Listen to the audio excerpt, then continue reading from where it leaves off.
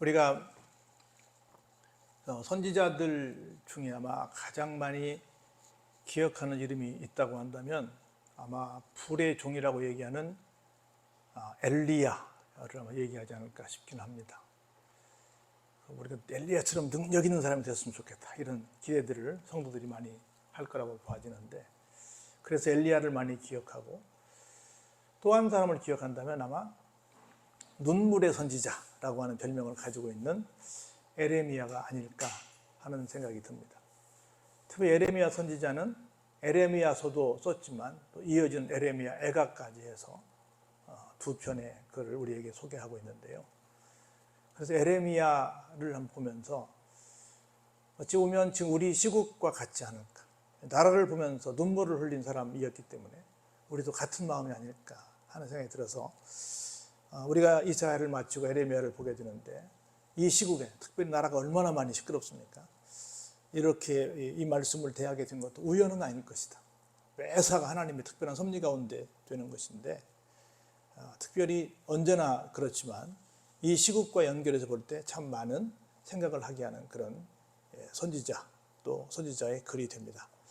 우리 1절부터 보시면서 앞으로 에레미야가 어떻게 펼쳐질 것인가, 에레미야서가 한번 여러분들이 좀 그림을 그려보시기 바랍니다.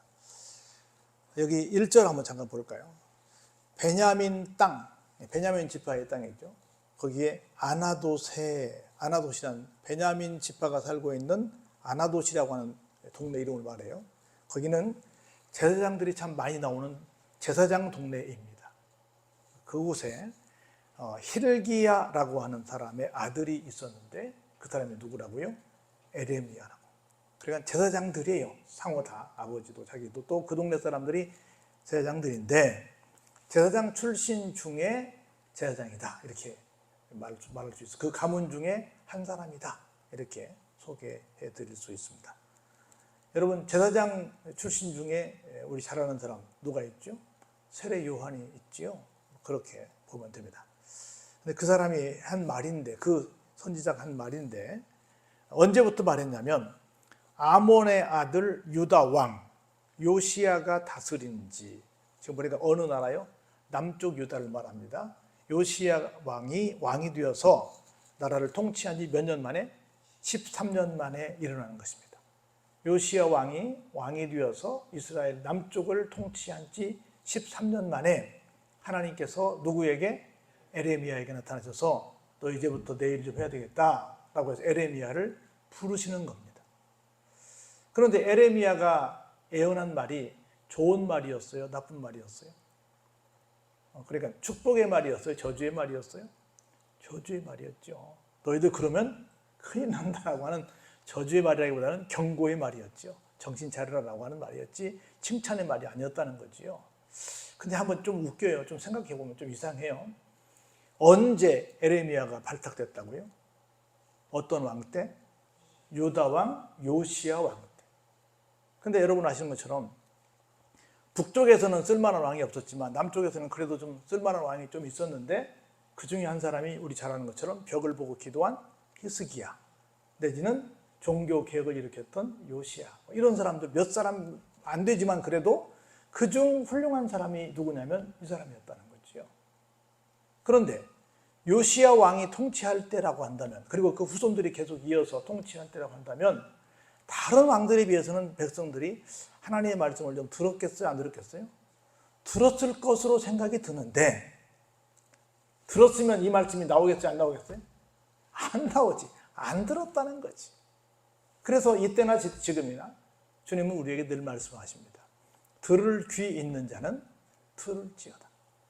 그러니까 아무리 훌륭한 왕이 있어도, 아무리 훌륭한 선지자가 있어도 뭐 하지 않으면, 안 들으면 아무것도 아니라는 거예요. 그 얘기를 여기서 하고 있는 거예요. 요시야가 다스린 지 13년에 하나님께서 에레미야에게 임하셔서 이렇게 말씀하십니다. 이제 뭐라고 말씀하시는지는 4절부터 나오는데, 언제부터 그러면 임하여서, 하나님께서 임하셔서 언제까지 이 에레미야가 사역을 했느냐? 3절이에요. 요시야의 아들 유다의 왕 여호야김 시대부터 요시야의 아들 유다의 왕 언제까지? 시드기야의 11년 만까지, 곧 5월에 언제까지? 예루살렘이 사로잡혀 가기까지 임하니라. 정확히 말하면 무슨 말이에요? 자기가 예언을 시작할 때부터 언제까지? 이스라엘 남쪽 유다가 망할 때까지. 얼마나 끔찍해요? 한 40년 했거든요. 그러니까 BC 한 627년부터 BC 580년까지 586년에 망하니까 망하고 나서 6년을 더 한 거야. 그러니까 이미 그때부터 징조가 있었던 거라. 나라가 기울겠다라고 하는 그런 징조가 쭉 있어서 하나님께서 너를 보낼 테니 네가 가서 지금 기울어져 가고 있으니 이걸 바로 세워라. 바로 세워서 기울어지지 않게 해라라고 해서 뭘로 호소했어요? 눈물로 호소했죠. 그런데 눈물로 호소했는데 됐어요? 안 됐어요? 안 됐죠. 안 됐다는 거죠. 그러니까 아무리 훌륭한 종교개혁자 요시야가 있어도 아무리 훌륭한 눈물의 선지자 에레미야가 있어도 뭘 안 하면? 안 들으면 안 되더라는 얘기를 1절부터 3절 통해서 하는 거야. 난 이게 얼마나 이 말씀 읽으면서 야, 세상에 정말 이렇게 강팍할 수가 있나. 이렇게 기가 막힌 왕을 만났는데 이렇게 기가 막힌 선지자를 만났는데 말을 이렇게 안 들어서 이런 안 좋은 결과를 초래하다니 참 딱하다. 1절부터 3절을 통해서 저는 얼마나 딱한지 그 마음을 내가 봤어요.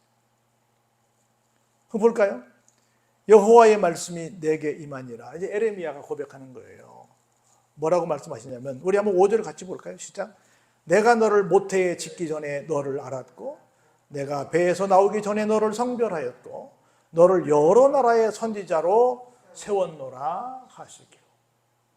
어느 날 갑자기 그냥 뭐 요시야 왕이 왕을 시작할 때부터 아니고 벌써 13년이 지났는데 갑자기 아나돗에 많은 제사장들이 있는데 그 가운데 한 사람을 딱 뽑아서 너는 제사장만 하면 안 돼. 너는 뭐도 돼야 돼? 선지자도 해야 돼. 해가지고 그 제사장들 손에서 딱 발탁을 했다는 거죠. 그래서 어느 날 갑자기 뽑은 것이 아니라 언제부터? 엄마 뱃속에서 짓기 전부터. 그리고 네가 배에서 나오기 전부터 나는 이미 너를 성별했다. 그리고 나는 너를 단순히 이 유대 사람들만을 위한 선지자로 세운 것이 아니라 어디로?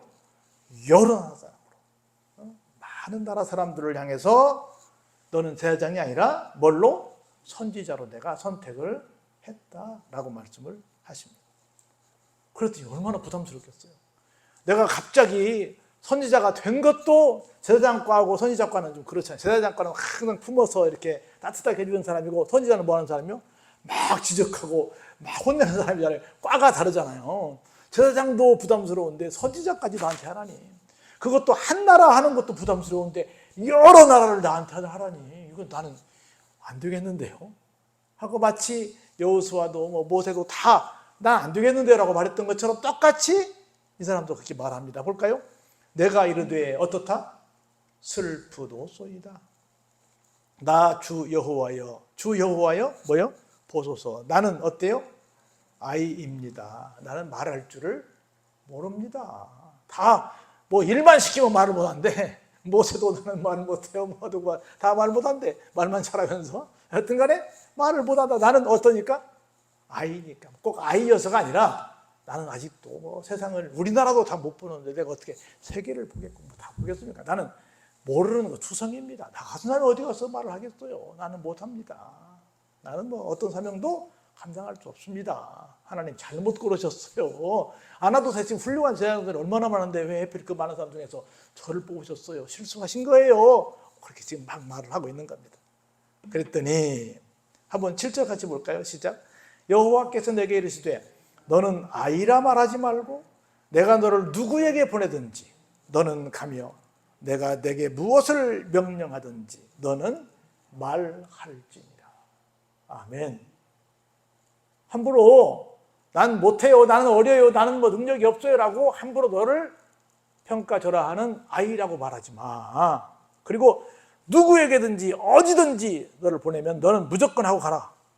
내 명령이야. 가서 무조건 말해 라고 말씀을 하십니다. 그러면서 이렇게 힘을 주세요. 한번 8절 볼까요? 오늘 우리에게 하시는 말씀으로 받아들이시기 바랍니다.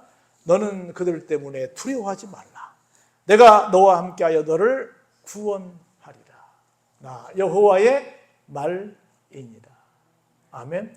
얼마나 두렵겠어요. 어느 날 갑자기 발탁돼가지고 갑자기 좋은 소리도 아니고 막 너희들 회개해 막 이렇게 막 질타하는 소리를 해야 되는데 그 소리를 막 그것도 내동포만 하는 것이 아니라 막 전 세계에 다 다니면서 해야 되는데 얼마나 부담스럽겠어요. 얼마나 두렵겠어요. 그런데 하나님께서 말씀하십니다. 너는 두려워 말라. 내가 너와 함께 하겠다. 너를 구원하겠다. 걱정하지 마라. 하나님 말씀하십니다. 그러면서 하나님께서 하나님의 손을 내미셔서 어떻게 해서요? 이 에레미야의 입에 대십니다. 그러면서 내게 이르시되 보라 내가 내 말을 내 입에 두었다라고 말씀하십니다. 네가 뭐 공부해서 네가 뭐 생각해서 네가 연구해서 네가 뭐 해서 네가 말하는 것이 아니라 내가 너 입에 할 말을 다 너 주었다. 너는 그냥 뭐만 하면 된다? 순종해서 입만 열면 된다. 그러면 다 나온다. 그럼 볼까요? 보라 내가 오늘 너를 여러 나라와 여러 왕국 위에 세워 내가 그것들을 어떻게 해요? 같이 보죠. 시작. 뽑기도 하고 파괴하기도 하고 파멸하기도 하고 넘어뜨리기도 하고 건설하기도 하고 새롭게 심게도 했다. 네 한마디 말이면 뽑히고 파괴되고 파멸하고 넘어지고 건설하고 심게 하는 그런 놀라운 역사가 누구에서 나온다? 네 입에서 나온다. 할렐루야.